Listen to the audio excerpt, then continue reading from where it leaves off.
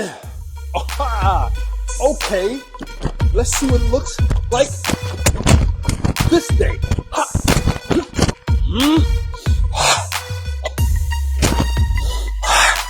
Facebook, YouTube, Instagram. Pow! Sensei Kwabene here. Moment with the master. Number what? 29, I believe. Right? 29 today.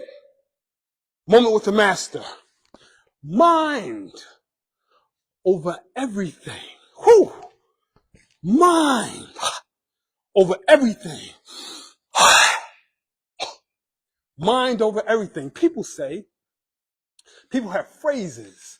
You know, the English language is very interesting because we have these nuances in English language where things can seem to mean one thing and then they mean another, right? So people say, get your head out of the sand.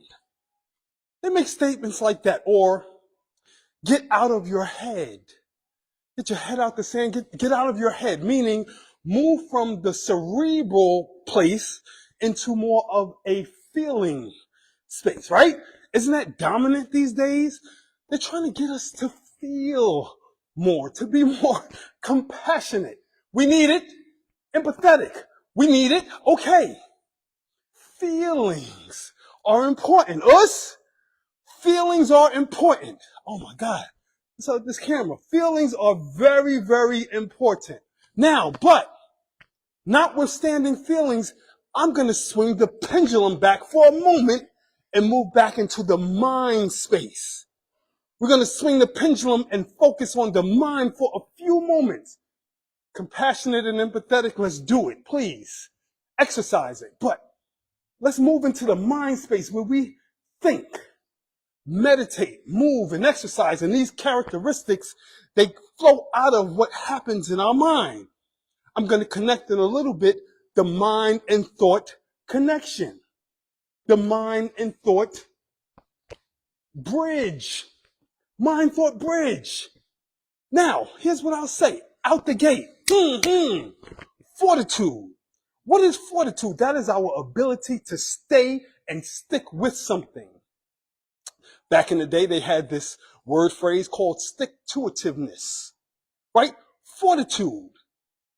Fortitude, I will start out the gate saying fortitude rests in the mind.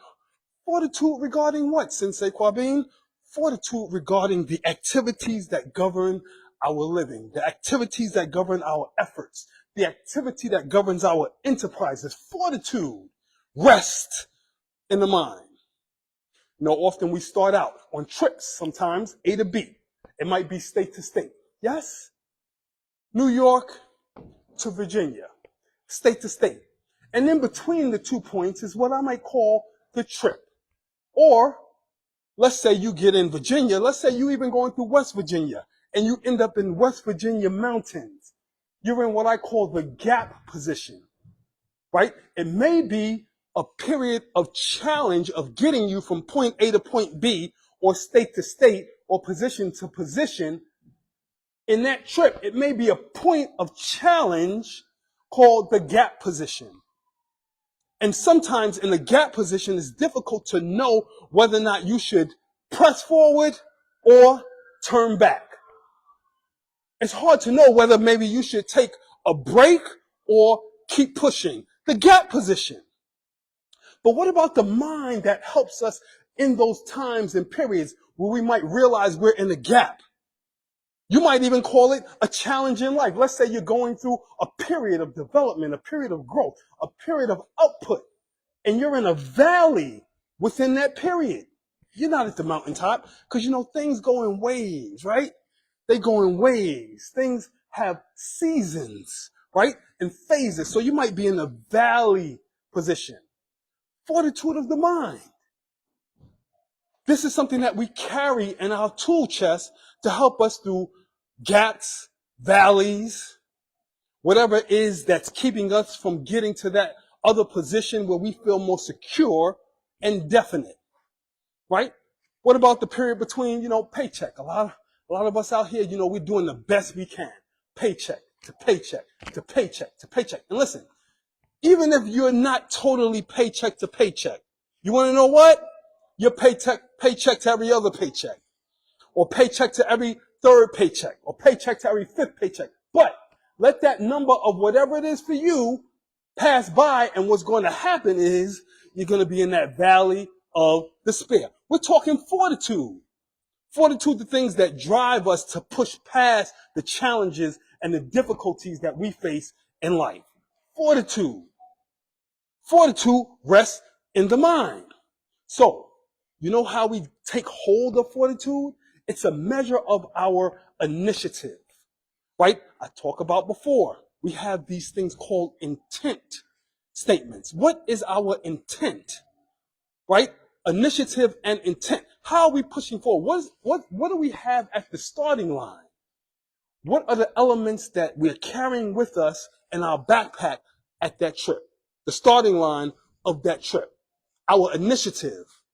How are we starting out on that trip will determine the degree and the level of fortitude that we have to push forward. You know, I tell the students in the dojo, you know, sometimes it seems challenging, or it's difficult, or it's hard, or it's pressing, or it pushes our limits. Fortitude. Push through the challenges. Push through the difficulties. Push up and into those things that are going to carry you forward. Help us through the gap positions. Right? So we have important minds. Our minds are critically important. We're talking about mind over everything today. Did we state the occasion? Mind over everything. Right? Our minds are important because you want to know, in my estimation, our minds are really and truly the most vulnerable place on our body. Our minds are really and truly the most vulnerable places on our body. And why is that? Because the mind is really the seat of our intellect, and it's the front line defense we have against anything, right? The front line defense we have, our mind controls what we do physically. Our mind also controls how we regulate emotions. Our mind controls how we respond to stress. The strength of our mind will determine how well positioned we are to deal with challenges, setbacks, noise, and all types of difficulties that come our way. So we in the dojo, we do training to protect our mind. We think about the health of our mind as well as the health of our bodies. We think about the health of our mind in addition to how well we execute our martial art. Right? We are training to protect our mind. I call it mind science. Right? Equipping people with the best tools that we can have to stand up in the face of any challenge. Mind science. That's why we're up here. A trained mind equals a strong mind. A trained body equals a strong body. Us? A trained heart equals a strong heart. Able to withstand or able to be more resilient and to exercise fortitude for the trip. You know, when we think about the baseline of our minds, is everybody's mind the same? No. We have different minds. We have different bodies, right? We could be the influencer or we could be the influenced. It depends. Each one is different. Each one is unique. So this is not about like IQ. This is not about how intelligent that we show up to be, because each one of us has our own capacity, right? And what we want to do is train our own minds to be a capacity regulator for our own benefit. Train our minds to be a capacity regulator so that we move in a lane that fits our capabilities, that we move in a lane that fits our awareness, that we move in a lane that fits our dexterity. In martial arts, we want to move in a lane that fits with what we've been trained. We want alignment, right? We want alignment, and we want to have good mental health for the course.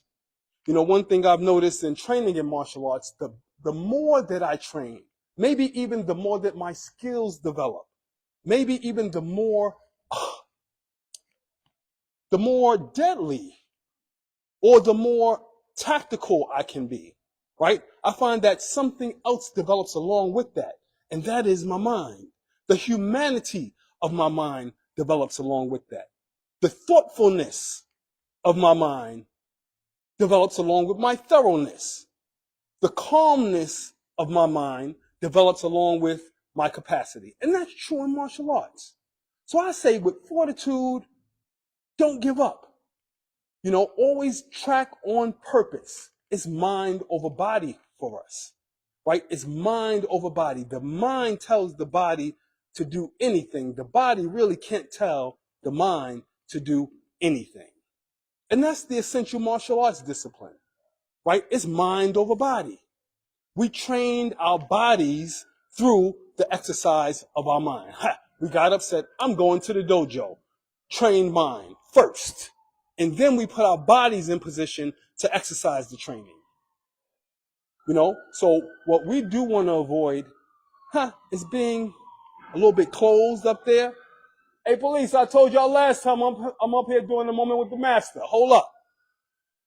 Being mind-locked, closed-minded. That's what they say, right? We want to avoid being closed-minded.